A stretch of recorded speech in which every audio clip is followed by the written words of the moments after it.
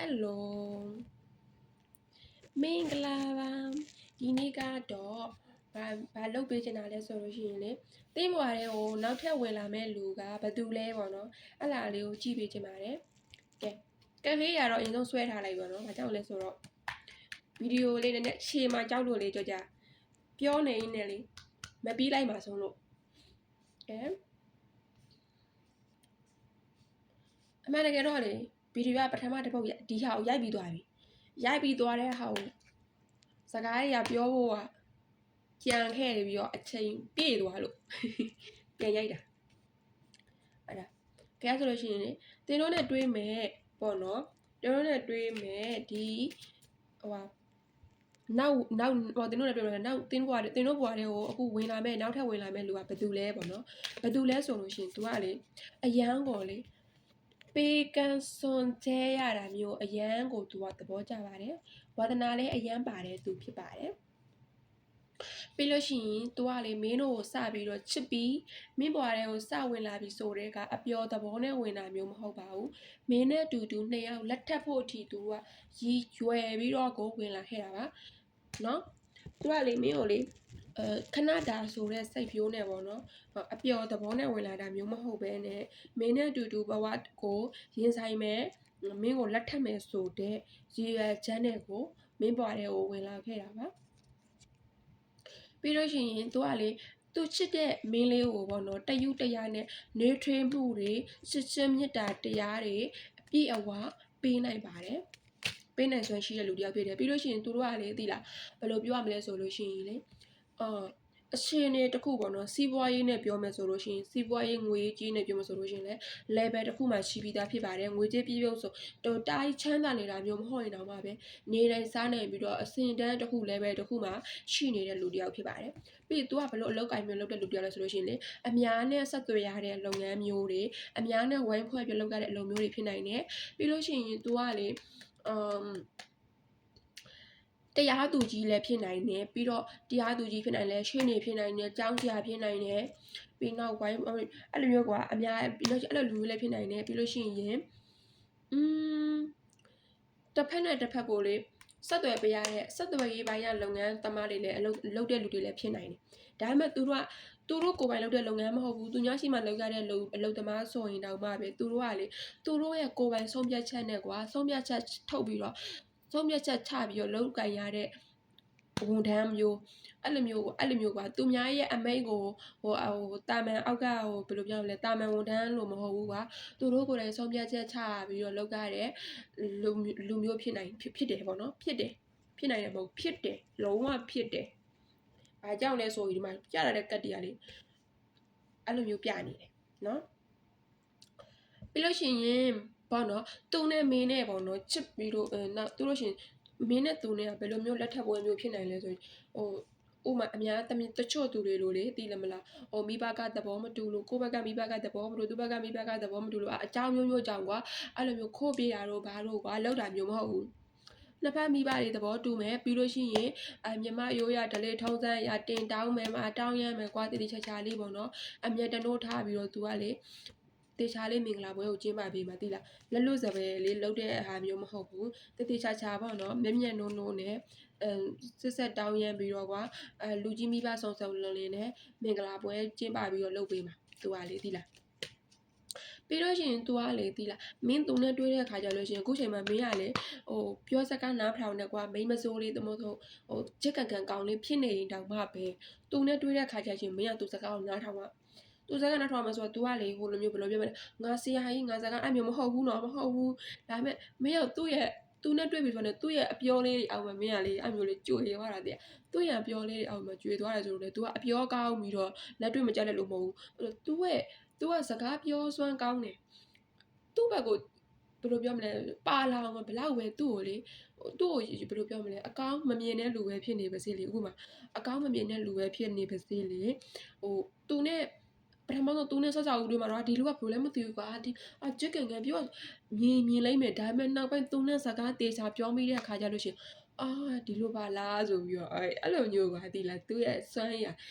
သူ့ရဲ့ ပင်ကိုစွမ်းရအမျိုးအပြောconnection ရမ်းကောင်းတယ်ကွာတအားလေသူကလေလူတွေနဲ့ live ဖက်ညီထွေအောင်နေနိုင်တယ်ပြောဆိုနိုင်စွမ်းရှိတယ်ပေါ့နော်ပြီးရင်လေသူကလေဒီလားမင်းကိုလေအမမင်းအဲ့ဒါဘယ်လိုလဲဆိုတော့ကွာမင်းဘာလို့နေလဲဥမာမင်းနှခမ်းနေလို့နေလားဆိုတော့နှခမ်းနေကွာလေဥမာမင်းဘာလို့သူမင်းဘာလို့နေလဲမင်းဘာဝယ်ပေးရမလဲဆိုတာလာမေးကြမလို့သူကတိတယ်မင်းတို့တစိမ့်စိမ့်နဲ့ကြည်နေတာတစိမ့်စိမ့်နဲ့ကြည်နေတာဒီမှာတစိမ့်စိမ့်ကလေးနဲ့သူ့ရဲ့ပိုင်ဆိုင်တဲ့အရာလေးသူတစိမ့်စိမ့်ကြည်နေတာသူဘာတွေလိုအပ်နေလဲဆိုတဲ့ဟာလေးကြည်ပြီးတော့သူကအဲ့လိုမျိုးမင်းရဲ့လိုအပ်ချက်တွေသူကဖြည့်ဆည်းပေးမှာသူကအဲ့လိုလူမျိုးပြီးလို့ရှိရင်လေသူနဲ့မင်းတွေကဘယ်လိုမျိုးတွေးဆုံမှာလဲဆိုလို့ရှိရင်လေသူကလေဘာသာတရားလဲအရန်ကိုင်းဆိုင်နေလှူအပ်တန်းရတာလဲကြိုက်တယ်ဖြစ်တယ်မင်းနဲ့သူနဲ့ကလေအဲ့မျိုးကောင်းတဲ့အရာတွေပြုလုပ်တဲ့နဲ့ပြုလုပ်ရင်းနဲ့အဲ့လိုမျိုးစုံတွေ့မှာဥပမာတငယ်ချင်းတွေနဲ့ကွာလူငယ်ဆိုတဲ့တဘာဝတော့တခါဟိုလိုမျိုး night out တွေပါတယ်သွားတဲ့ night club တွေပါတယ်ဥပမာသွားတိုင်းလဲဒါပျက်စီးရလို့ပြောလို့မရဘူးလေနော်တချို့ကြတော့စိတ်ညစ်လုံဟာကြီးလို့စိတ်ကိုခဏအပန်းပြေခြင်းလို့သွားတာလေနော်အဲ့လိုမျိုးတွေရှိကြတယ်လေနော်အဲ့လိုမျိုးနေရာမျိုးတွေမှာတွေ့ဆုံတာမျိုးမဟုတ်ဘူးဥမာမင်းနဲ့သူနဲ့ဥမာငါးလေးတွေလှွေရင်းနဲ့ပဲဖြစ်ဖြစ်ငါးစာကျွေးရင်းနဲ့ပဲဖြစ်ဖြစ်ပြီးလို့ရှိရင်မိဘမဲ့ကေဟာကလေးတွေကေဟာမှာပဲဖြစ်ဖိုးပွားရိတ်တာမှာအဲ့လိုအလှူဒန်းတွေလုံးရင်းနဲ့ဖြစ်ဖြစ်ပြီးလို့ရှိရင်မင်္ဂလာဆောင်မှာဖြစ်ဖြစ်အလှူပွဲတွေသွားရင်းနဲ့ဖြစ်ဖြစ်အဲ့လိုမျိုးကကောင်းသောကောင်းခြင်းတရားတွေကိုပြုလုပ်နေနဲ့တွေ့ရတာမျိုးကွာဥမာဆိုရင်အခုခေတ်မှာဆိုလို့ရှိရင်ဘယ်လိုတွေခေတ်စားနေလဲဆိုရင်ဗါလဲ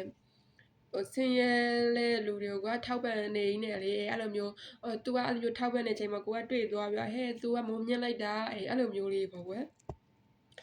မုံမြင့်လိုက်တာသူ့ရဲ့လောက်ရက်ကလေးကကောင်းလိုက်တာစိတ်ထားလေးကကောင်းလိုက်တာဆိုပြီးကိုကကြည့်ပြီးတော့သဘောကျသွားတာပဲဖြစ်ဖြစ်ဒါမှမဟုတ်ရှင်ကိုကအဲ့လိုမျိုးလှူဒန်းနေတဲ့အချိန်မှာသူကကို့တွေ့ပြီးတော့ဒီကောင်မလေးဒီကောင်လေးကကွာစိတ်ထားလေးကမုံမြင့်လိုက်တာဖြူစင်လိုက်တာအလှူဒန်းနဲ့ရရောတယ်အဲ့လိုမျိုးလေးကိုရဲ့အဲ့လိုမျိုးသူနဲ့ကိုနဲ့အဲ့လိုကောင်းချင်းတွေပြုလုပ်တဲ့နေရာမှာပေါ့ကွာအဓိကခြုံညော့ပြောမယ်ဆိုလို့ရှိရင်တော့ကောင်းတဲ့အရာတွေကိုပြုလုပ်နေတဲ့အချိန်မှာမင်းနဲ့သူနဲ့တွေ့မှာအဲ့လိုမျိုး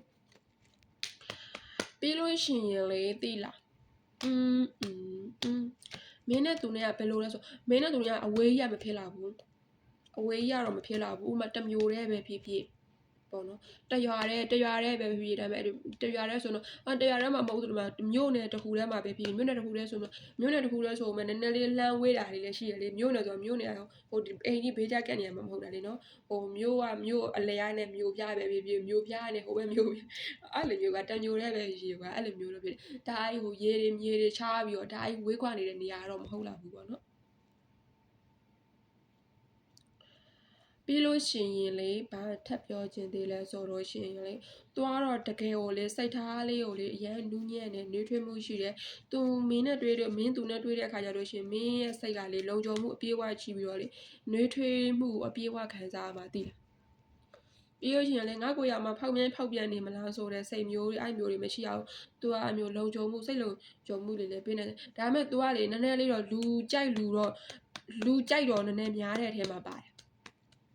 ်သူ့ဆိုလို့ရှိရင်ကြိုက်တဲ့လူတွေနည်းနည်းများတယ်ကြိုက်တဲ့လူဆိုချစ်တာပြောတာမဟုတ်တော့သဘောကျတဲ့လူတွေများတယ်ဥပမာအလုပ်ထဲမှာဆိုလို့ရှိရင်ကိုယ်အဲ့လိုမျိုးမိန်းကလေးတွေပေါ့ကွယ်သူ့ကိုအဲ့မျိုးလူတွေများနေလို့ကဆိုလို့ရှိရင်ကိုယ်ကနည်းနည်းတော့တဝန်တိုတက်တာတော့ဘာတော့နည်းနည်းအဲ့မျိုးတဝန်တိုပြီးတော့လိုက်ပြီးပြောတာတွေတော့နည်းနည်းချောင်ပေါ့နော်ဘာလို့ဆိုတော့တချို့ဆိုရှိတယ်လေအခုခေတ်ကဘယ်လိုပဲဖြစ်အခုခေတ်ဘယ်လိုခေတ်ပဲဖြစ်ကွာအရေးချင်းရှိတဲ့အမျိုးသမီးတယောက်အရေးချင်းရှိတဲ့အမျိုးသားတယောက်ဆိုလို့ရှိရင်တော့သဘောကျနေတဲ့လူတွေကတော့များတာပဲလीနော်ဒါပေမဲ့အဓိကကတော့ကိုလူနဲ့ပဲဆိုင်တယ်နော်ကိုလူကတကယ်တမာတိအားကောင်းပြီးတော့ရင်းချက်တင်ချင်းကိုတစ္ဆာရှိတဲ့လူဆိုရင်တော့အကြောင်းမဟုတ်ဘူးပေါ့နော်ဘသူတွေဘယ်လိုပဲလာပတ်သက်ပေါ့ဒါပေမဲ့တင်းရဲ့လူကအဲ့လိုမျိုးလေးတော့ရှိတယ်မျက်နှာပွင့်တဲ့အထဲမှာလည်းပါတယ်ပေါ့ကွယ်လူရှိလူအဲ့မျိုး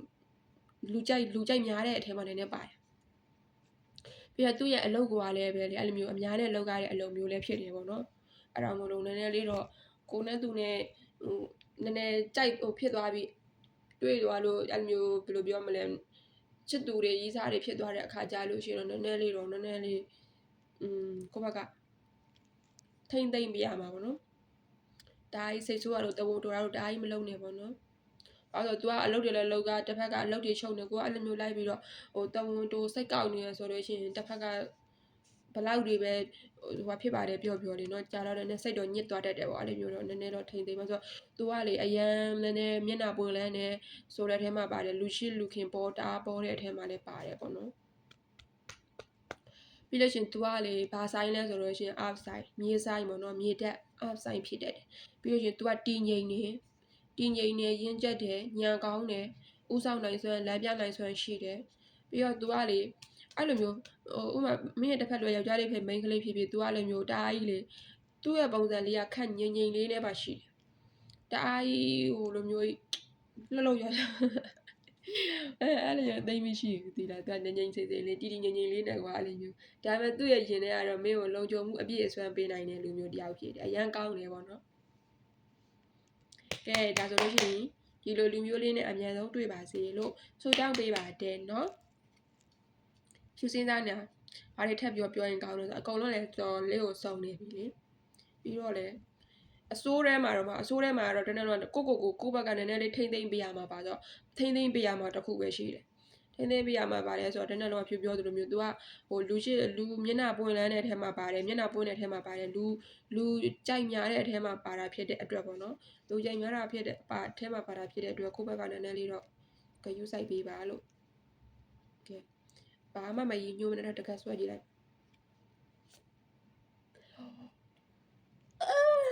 တကယ်သူကသိရတကယ်ချစ်တာဒီမှာတော့ဖြူ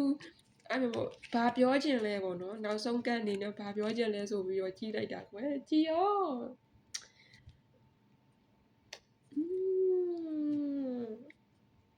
တကယ်ချစ်တာသင်တို့ညကညားမှာသိလားတကယ်ကိုညားမှာပါကောင်းလိုက်တာပြောတာအဲ့ဘယ်လိုပြောမလဲconnection ကူပါတာရှင်တို့ရဲ့ energy တွေကျမရှိကိုကူကျမ energy တွေရှင်တို့ရှိကိုကူokay ဒါဆိုလို့ရှိရင်တော့ပျော်ရွှင်စရာလေးနဲ့အဆုံးသတ်သွားပါတယ်ရှင်တို့ညကအရန်ကိုချစ်ကြမယ်ဘဝဆုံးထင်လက်တွဲသွားနိုင်မယ်ဆိုလဲကဲပျော်လိုက်တော့နော်ကျမလည်းပျော်တယ်ရှင်တို့အစား see you